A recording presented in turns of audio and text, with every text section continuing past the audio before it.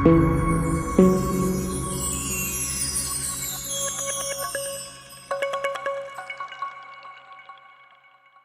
वैष्णवों को दीपक त्रिवेदी का नमस्कार। जय श्री कृष्ण। इस बार नवरात्रि का प्रारंभ शुरू हो रहा है। आसो महीने में जो शुक्ल पक्ष में नवरात्रि शुरू हो रही है, तो नवरात्रि के दिन हम किस तरह से पूजा करें, माता रानी की किस तरह से उपासना करें, मैं छोटे छोटे आपको उपाय बता रहा हूँ, जिससे पूरे वर्ष आपके जीवन में खुशी आएगी, आपके घर में कोई भी अमंगल नहीं होगा और आपके बच्चे खूब विद्यावान होंगे और प्रसन्न रहेंगे। तो नवरात्रि इस वक्त की आसो मास की नवरात्रि 3 तारीख को गुरुवार के दिन पड़ रही है। तो नवरात्रि के दिन सबसे पहले तो आपको माता रानी की उपासना में कुंभ स्थापना करनी है। सबसे पहले आप गुरुवार के दिन जो अच्छा मुहूर्त हो, पूरे दिन मुहूर्त तो अच्छे ही है, लेकिन गुरुवार के दिन आप जिस मुहूर्त में ब्रह्म मुहूर्त में कर सकते हैं सुबह, और उसके बाद पूरा दिन आप कुंभ की स्थापना कर सकते हैं, माता रानी की उपासना कर सकते हैं। गुरुवार के दिन आप एक चौकी लगाइए और चौकी लगा के उसमें आप लाल रेशमी वस्त्र लगाइए। उसमें आपको सबसे पहले तो कुंभ की स्थापना करनी है, आपको गणपति महाराज की बिठाने हैं, और नवदुर्गा की मूर्त हो या अपनी कुल देवी की मूर्त हो या प्रतिमा हो, कोई भी उस स्थापन पे आप रख सकते हैं। और दूसरी चीज है कि एक आप देसी गाय के घी का दीपक जला के रखिए। कोई लोग 9 दिन पूरा अखंड ज्योत जलाते हैं, और आपकी जितनी अनुकूलता हो आप कर सकते हैं। नवरात्रि के दिन घट स्थापना जो भी करते हैं, तो माटी का घट लेके उसकी स्थापना करते हैं।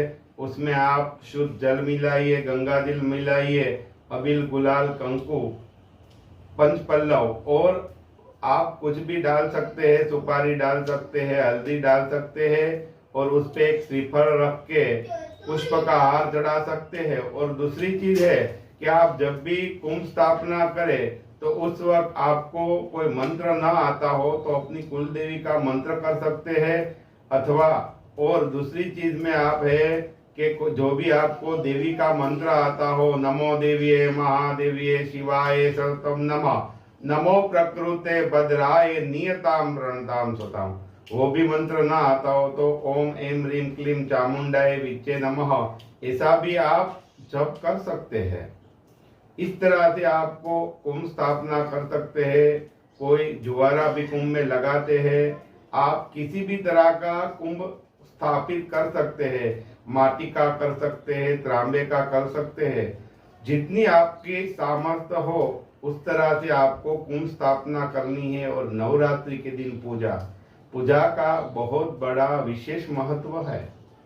अपनी अपनी कुल देवी की पूजा कर सकते हैं, नवदुर्गा की उपासना कर सकते हैं, और आपके मन में कोई भी संकल्प हो, माता रानी आपके संकल्प को साकार कर देगी। आपको क्या करना है कि कुंभ लगा के किसी भी देवी का अनुष्ठान करना है। नवरात्रि में शक्ति की पूजा होती है, तो आप खास करके नवरात्रि के दिन सुबह और शाम माता रानी की आरती कर सकते हैं, निवेद लगा सकते हैं। माता रानी को खास निवेद आप लगाइए। हो सके तो ऋतु अनुसार जो फल आते हैं वो आप फल लगा सकते हैं। दूसरी चीज है कि आप नवरात्रि के दिन माता जी को पतासे, जो व्हाइट कलर के पतासे आते हैं वो लगा सकते हैं, मिश्री का भोग लगा सकते हैं आप, और बादाम कोई मेवा आप चढ़ा सकते हैं। खास करके माता रानी को हर दिन पुष्प की माला चढ़ानी है और आपको जप करने हैं। कौन सा आप नवरात्रि में जप करें, तो आप माता रानी का, अपनी कुल देवी आपकी जो हो वो आप उसका जप कर सकते हैं। और चामुंडा महाशक्ति है, ओम एम ह्रीम क्लीम चामुंडाय विचे नमः, वो भी आप कर सकते हैं। आपकी कुल देवी भवानी हो, खोडियार हो या चामुंडा हो, आप उसका नाम जप कर सकते हैं। भवानी हो तो आपकी कुल देवी, तो आपको ओम रीम भवानी देवी नमः। खोडियार हो तो आप रीम खोडियार देवी नमः ऐसा भी जप कर सकते हैं।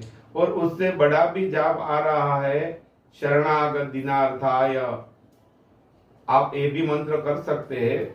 ओ नमो देवी महादेवी, वो भी मंत्र का जप कर सकते हैं।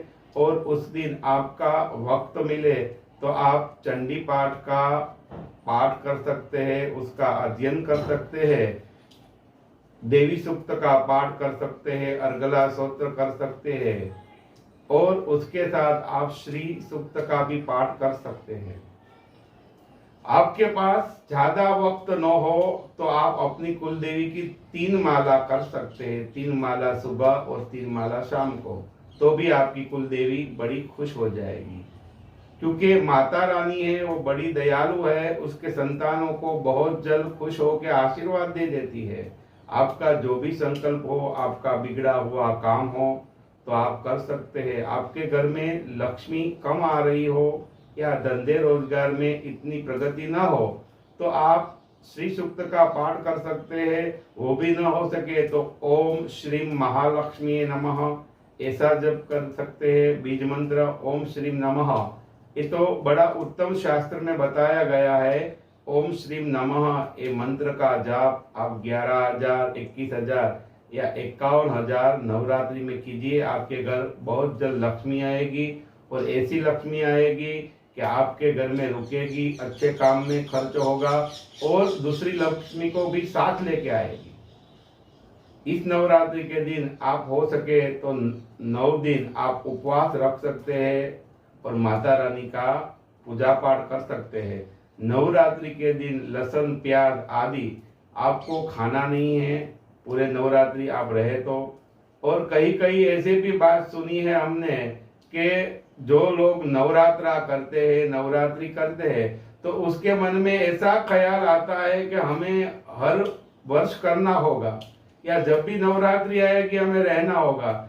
ऐसा कुछ शास्त्र में लिखा नहीं है। आप सशक्त है, स्वस्थ है, आपके पास वक्त है तो आप नवरात्रि रह सकते हैं। अगली नवरात्रि आप नहीं रह सकते तो भी कोई बात नहीं, उसमें कोई दोष नहीं है। क्योंकि शास्त्र में ऐसा कुछ नहीं बताया गया कि इस नवरात्रि के दिन आप जो पूजा पाठ कर रहे हैं तो वो अगली नवरात्रि को दिन करना होगा। खास करके अष्टमी के दिन जो लोग नवरात्रा रहते हैं उसे नवदुर्गा की या छोटी छोटी बच्चियों की पूजा करके उसको श्री श्रृंगार आपको अर्पित करना है। और माता रानी की दया से सभी को नवदुर्गा मान के उसकी पूजा करके उसको आप नैवेद्य खिला सकते हैं। आप अगर इस तरह से नवरात्रि करेंगे तो माता रानी आप पे प्रसन्न होगी। आपके घर में जो भी दुख, चिंता और कोई भी तकलीफ होगी तो वो चली जाएगी। कोई लोग कहते हैं कि हमारे घर में नेगेटिव ऊर्जा है, आप नवरात्रि के दिन सशक्त नहीं है, आप माता रानी का नवरात्रा नहीं कर सकते, तो आप अखंड जोत जलाइए 9 दिन तक अपने कुल देवी की। आपको जितना वक्त हो सके आप अपनी कुल देवी की पूजा कीजिए, ना हो सके तो मंत्र कीजिए, और कुछ ना हो सके तो अखंड जोत जला के सुबह से आप माता रानी की आरती कीजिए। भले ही आप 3 बार 3 वक्त खाना खा रहे हो तो ऐसा मत सोचिए कि हमने नवरात्रा नहीं रहा, उपवास नहीं रहा तो हम पूजा पाठ नहीं कर सकते। आपके पास जितना वक्त हो, माता रानी बहुत दयालु है, बस उसके सामने श्रद्धा से अपना शीश झुकाइए, आपको माता रानी आशीर्वाद देगी। किसी लोगों को इतनी महत्वाकांक्षाएं है, बहुत मन्नतें की हो और इतना कामकाज किया हो फिर भी उसका काम नहीं बन रहा है, उन लोगों को क्या करना है कि अष्टमी के दिन, यानी कि हम आठम बोलते हैं, अष्टमी के दिन खास करके 108 लाल गुलाब माता रानी की तस्वीर, प्रतिमा या मूर्त हो, उसमें आप उसका मंत्र बोल के चढ़ा सकते हैं। ब्राह्मण को बुला के भी पूजा करवा सकते हैं। दशहरा के दिन माता जी को निवेद आप अर्पण करके आपकी सभी बाधाओं से मुक्त होगे, आपका कल्याण होगा, आपके घर में खुशी आएगी। इस तरह से आप नवरात्रा करेंगे तो आपके जीवन में सब कुछ मंगल होगा। मैं दीपक त्रिवेदी कोई ना कोई आपको ऐसा उपाय बता कर जाऊंगा जो आपके जीवन में खुशियां लाएगा। आप मेरे वीडियो को शेयर कीजिए, सब्सक्राइब कीजिए और इस वीडियो को आगे बढ़ाइए जिससे सही लोगों तक सही जानकारी पहुंचे। दीपक त्रिवेदी का जय श्री कृष्ण।